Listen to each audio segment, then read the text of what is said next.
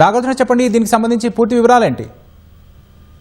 ఆదాయం నిర్మించిన ఆస్తుల కేసులో రెడ్ కోడ్ ఈ ముత్యం వెంకటరమణని ఏసీబీ అధికారులకు వచ్చే క్రితం అరెస్ట్ చేశారు. అతని వద్ద ఇప్పటి వరకు సుమారు 200 కోట్ల రూపాయల అక్రమాస్తులు కూడబెట్టినట్లుగా ఏసీబీ ప్రాథమికంగా గుర్తించింది. సో ముత్యం వెంకటరమణకు చెందినటువంటి ఇల్లు, కార్యాలయంతో పాటుగా ఈ రోజు మరో 7 ప్రాంతాల్లో ఏసీబీ అధికారులు సోదాలు చేశాడు. షేర్లింగంపల్లి, కూకట్పల్లి ప్రాంతాల్లో 1.2 కోట్ల విలువ చేసేటువంటి 4 ఇళ్ల ఫ్లాట్లను గుర్తించారు. కూకట్పల్లి ఆంజనేయ నగర్ లో 1.82 కోట్ల విలువ చేసే 3 అంతస్తుల వాణిజ్య భవనం, గుట్టల బేగంపేటలో 3 కోట్ల విలువ చేసే 5 అంతస్తుల భవనాన్ని కూడా గుర్తించారు.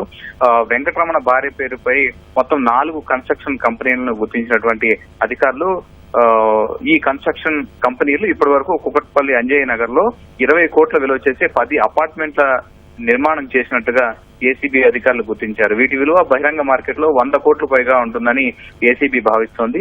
దీంతో పాటుగా అతని బ్యాంకు ఖాతాలో 52.2 లక్షల నిల్వ, 2.09 కిలోల బంగారు ఆభరణాలు, 3 కార్లు ఇంట్లో గుర్తించారు. వెంకటరమణ ఇంట్లో 2.5 లక్షల విలువ చేసేటువంటి 20 విదేశీ మద్యం బాటిళ్లు, 30 లక్షల విలువ చేసేటువంటి ఎలక్ట్రానిక్ గ్యాడ్జెట్స్ ను కూడా గుర్తించారు. గతంలో కూడా ఇతను ఏసీబీ ట్రాప్ కు గురయ్యారు. 2019లో డివిజనల్ ఇంజనీర్ గా పనిచేసేటప్పుడు 25,000 లంచం తీసుకుంటూ అప్పుడు వెంకటరమణ పట్టుబడ్డారు. అప్పుడు అతని మీద ఆదాయాన్ని మించిన ఆస్తుల కేసు అప్పుడు నమోదు చేసి అతని ఇంట్లో సోదాలు చేశారు.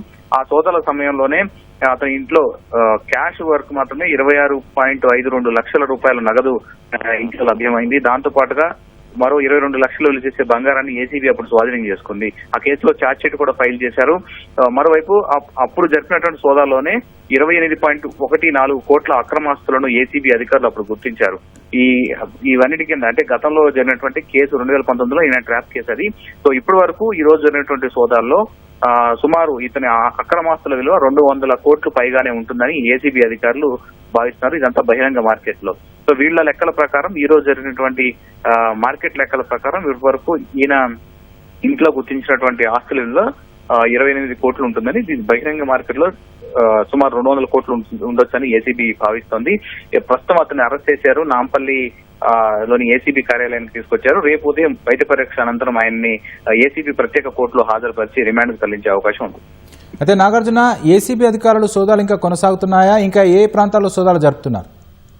ఇప్పుడు ఈ రోజు జరిగినటువంటి సోదాల్లో ఖమ్మంలో ఒక చోట, హైదరాబాద్ లో మరొక 8 చోట్ల సోదాలు జరిగాయి.